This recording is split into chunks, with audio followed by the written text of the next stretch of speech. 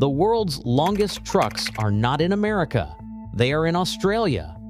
If you are fascinated by extreme engineering and the machines that keep our world moving, subscribe now and join us as we explore the most incredible vehicles on Earth. A single road train idles in the red dust, stretching so far that the last trailer seems to fade into the horizon. Standing beside the cab, a veteran driver, face lined by years of sun and grit, rests a hand on the steel. He is dwarfed by his own machine. This is no ordinary truck. The full length, 50, sometimes 60 meters from bull bar to taillights. That is longer than an Olympic swimming pool and longer than a Boeing 747. And the weight? With 3 or 4 trailers fully loaded, the legal gross mass hits 120, even 140 metric tons, more than a fully loaded passenger jet. Every meter, every ton is there for a reason.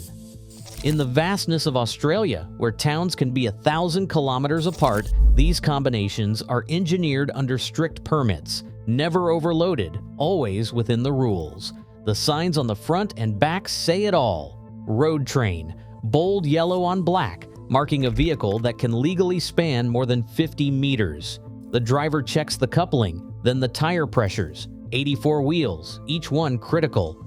He has done this routine for decades, hauling fuel, ore, and cattle across the Outback.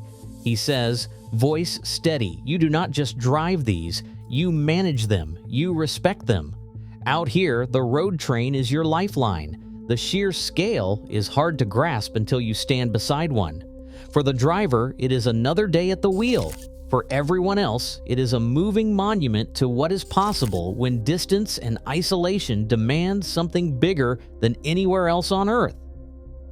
Australia's population hovers around 26 to 27 million, about the same as Texas and Florida combined.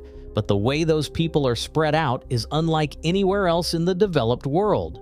90% live near the edges, clustered along the eastern and southeastern coasts. Beyond those dense ribbons of city lights, the interior opens up into vast stretches where towns might be separated by 800, 1,000, even 1,200 kilometers of open road. In these regions, there are no alternative routes, no quick detours, and often not a single service station for hundreds of kilometers. Freight does not move in short hops.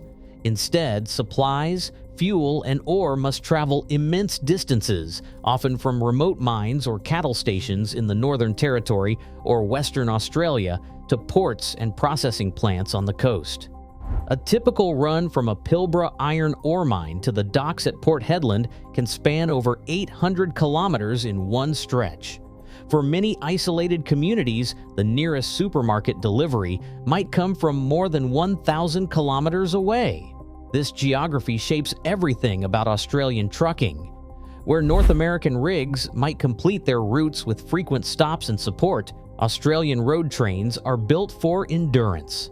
They are engineered to haul massive payloads, legally configured under strict permits and not overloaded, because every trip saved means less time exposed to the Outback's extremes and fewer vehicles wearing down remote highways.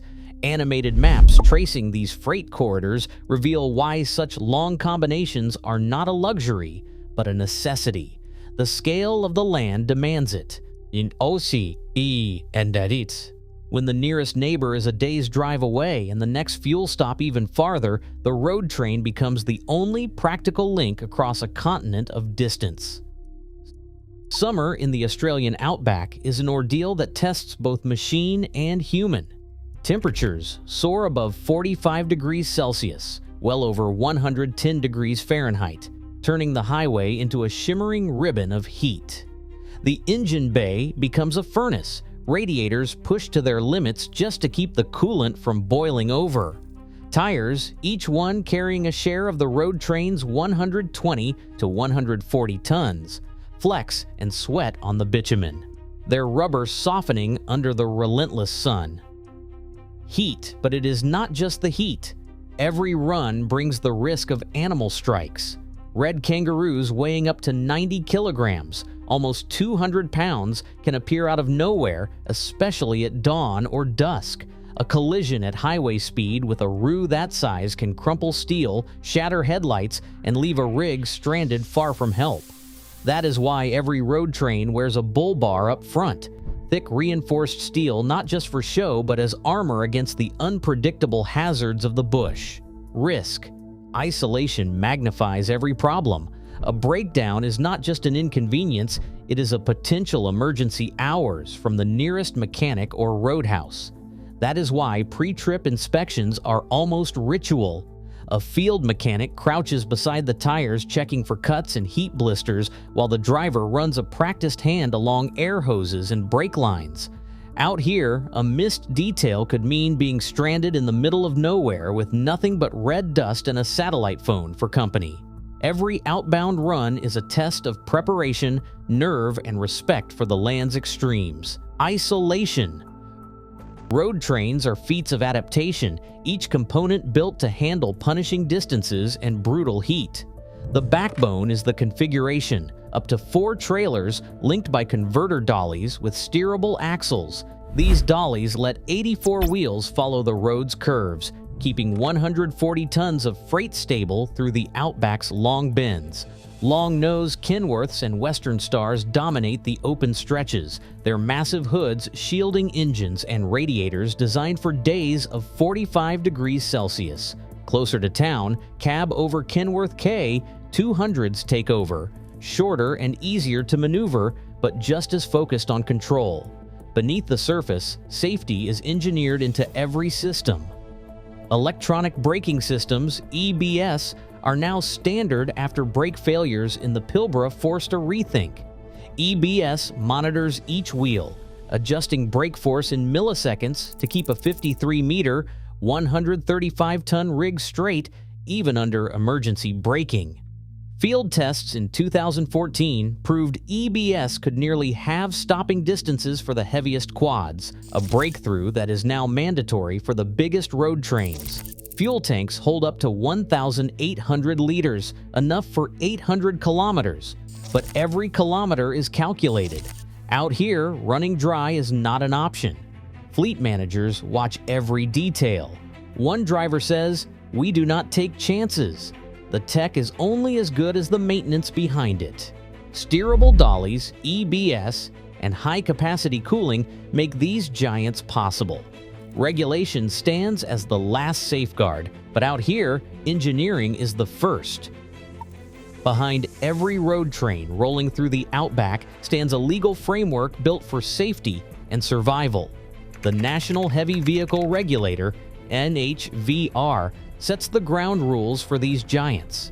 Under Australia's fatigue laws, a road train driver can spend up to 12 hours behind the wheel in a 24-hour period, with mandatory breaks logged in detail.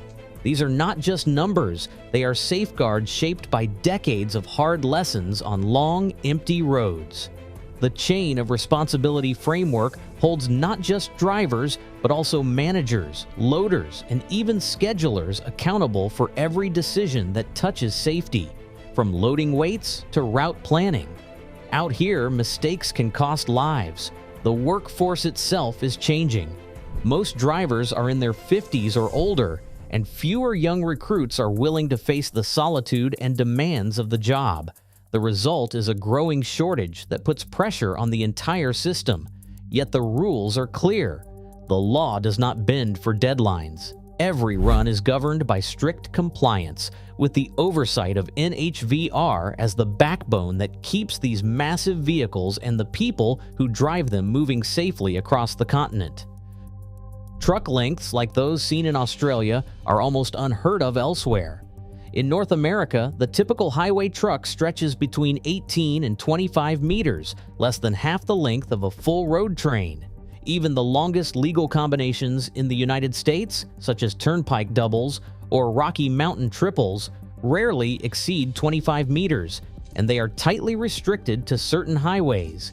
In Scandinavia, where efficiency is prized and winters are harsh, modular high-capacity trucks can reach 25.25 meters, with a few pilot routes allowing up to 32 meters for special freight. but nothing approaches the 50 to 60 meters of an Australian quad. The reasons run deeper than just rules on paper.